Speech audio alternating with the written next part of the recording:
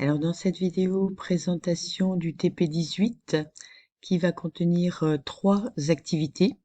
Tout d'abord, la première, ce sera l'expérience du foie lavé. Alors c'est une expérience historique qui a été réalisée par Claude Bernard. Vous pourrez aller voir le film de Canopée qu'on a déjà vu sur Claude Bernard, qui dure 2 minutes 49 et qui montre un peu le côté historique de cette expérience. Bon, c'est une expérience qui s'est faite un petit peu par hasard.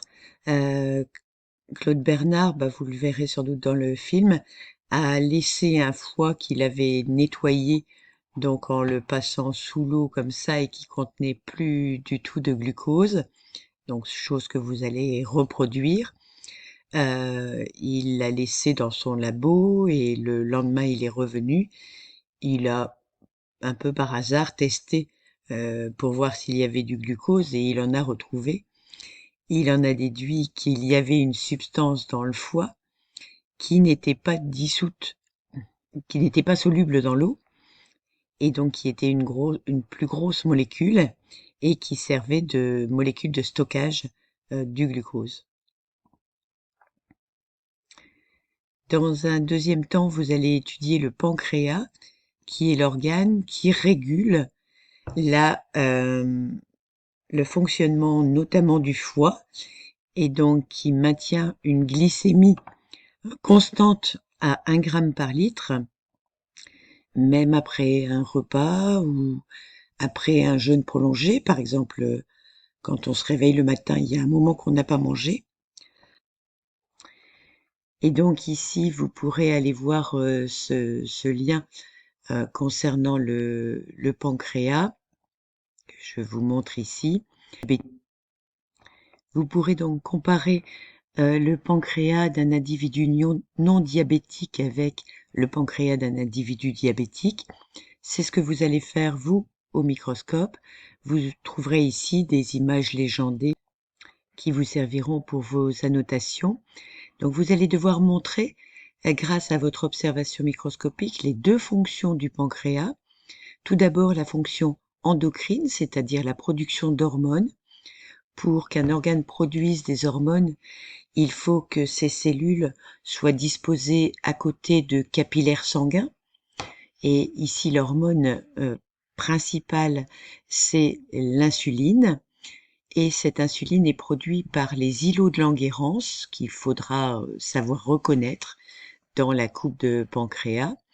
Mais c'est également un organe exocrine, c'est-à-dire un organe qui produit des enzymes. Cette fois, les enzymes sont également des molécules, mais qui ne sont pas déversées dans le sang, mais qui sont déversées dans des canaux excréteurs, donc qui seront des tubes blancs que vous devrez identifier.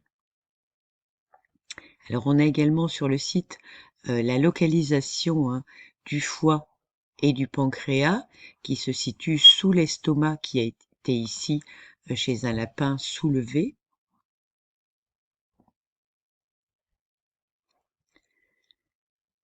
Et vous pourrez visualiser également le foie et le pancréas si le temps le permet. Là, on retrouve les mêmes éléments.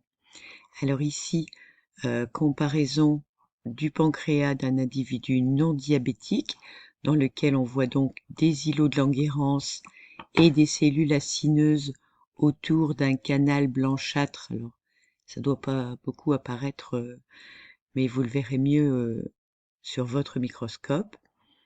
Donc là, on a un autre îlot de Langerhans, ici un troisième, et puis ces cellules autour d'une espèce de canal central que l'on voit un petit peu ici également.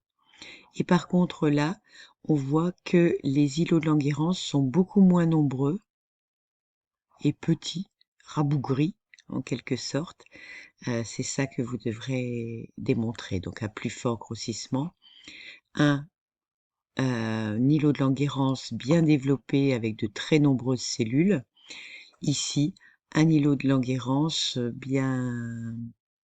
bien triste, on va dire, avec beaucoup moins de cellules et donc une production d'insuline inférieure.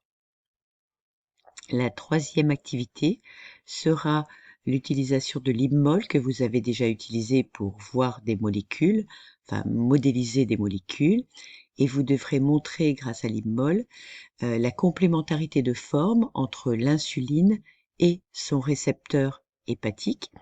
Donc voilà ici l'insuline humaine avec deux chaînes sous forme d'hélice qui forment une espèce de V.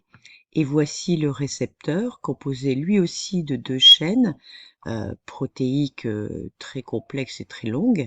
Vous pourrez visualiser regarder le nombre d'acides aminés qui constituent ces protéines. Et donc, notre petite molécule d'insuline va venir se positionner exactement dans cette zone avec la complémentarité comme tout enzyme. Voilà le travail que vous aurez à réaliser.